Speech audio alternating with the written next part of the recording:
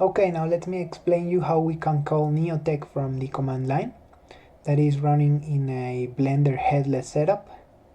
So first, when you call Blender, if you are using neotex, you will call it from the command line and with inside the folder you are and with a blend file, so like something like blend.blend, and this will give you the file that you will work in.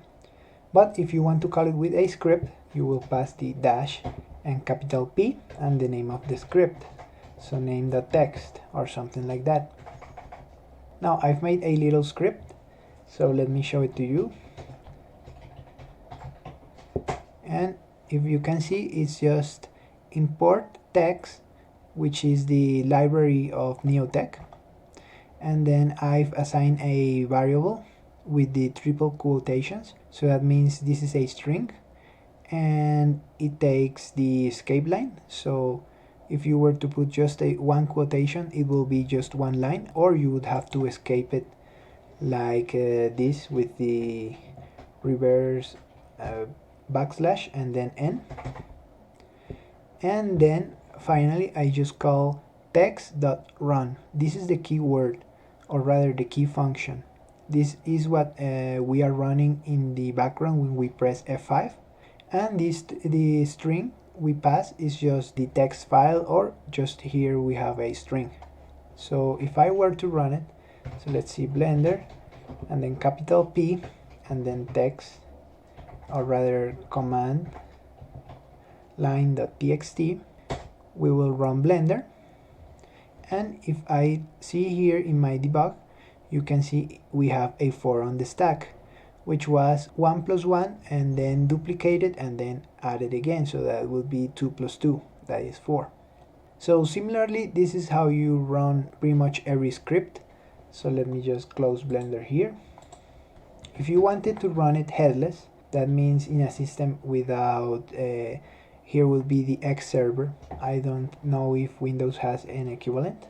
You would type the same thing but with a dash B in lowercase. So it will run it and it will be run in the background, so without a window. And that's pretty much for the command line arguments. So now let me show you a useful thing that we can use the command line for. So let me just open this again, and I am calculating my catalog here. But if I show you the Python file for the catalog, which is is a little bit more complicated, you can see that we have a few functions here, but the main function up here is this m file, which the triple quotations again. So this is the actual neotex code. The rest is just for generating an HTML page with the catalog information. So you can see that we will run image clear all, no user normal. We set the scene resolution to 1024, so that means the camera render. Then we do some stuff here. We apply a material with a UV matte and we take a screenshot, and then we repeat the same thing, but this time we take a screenshot of the diffuse, the specular, the metal, and the normal. So currently I'm running the catalog. It's been around 10 minutes now, so it shouldn't be longer, but let me show you the file for catalog. So let me exit this and say blender catalog.blend, and now you can see that this is our file. So the catalog is a very useful tool. It will display things in a HTML page. So it will display all your materials and how they look rendered and how each map looks. So, and it will use the whatever background or lighting you have or whatever model you have here. So at the moment I just have a cube, which I think will be subdivided, but I'm not too sure. This pay no mind to this won't run. It's just like the debug I use, so if you want you can just delete it. But now here is what we need to have. So we need to have a object named cam ortho and then a camera perspective. So if I were to look through the camera perspective with the 0 key on my keypad, you could see that this is what will render. Although, let me see, I think my main camera right now is the orthographic camera. So let's see here in the, and that took a while, but I found it. It was here in the scene tab. I could swear it was in the other tab, but that might be because it wasn't the final version. So let me just change it to my camera perspective and show you that this is our perspective camera. And if I unhide the model, it's just a sphere with a UV map applied.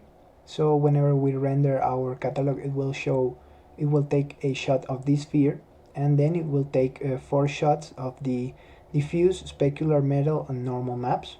So you could also add different things such as a sun or a point light, but I don't see if it's doing anything to the scene, but you could certainly do it. And you could also change this model. So as long as you have the camera perspective object here, the camera pointed to something, it will take a screenshot of that. And as long as your geometry is named model, it will be replaced. So just make sure that your geo is named model. So whatever model you are using, it could be that sphere we use to take pictures of materials, with the one with the base, or it could be whatever asset you're trying to light. Of course, if you have an SSD hard drive, it will run much faster.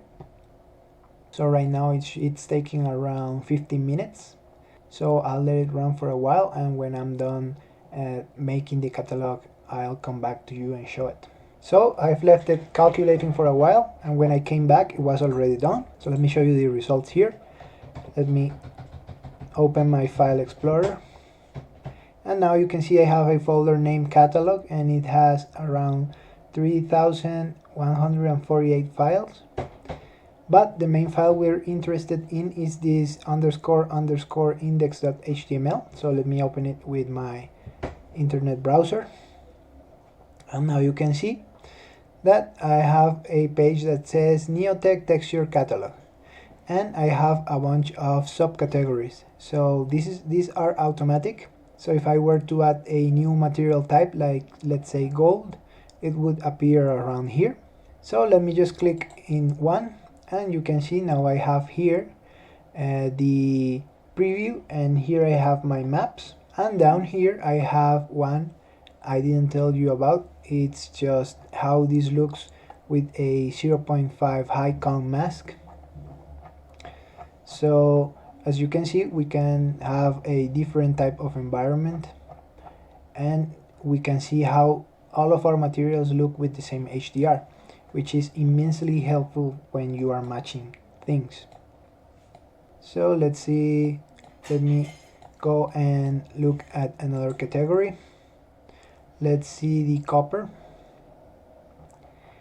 and it's looking fine.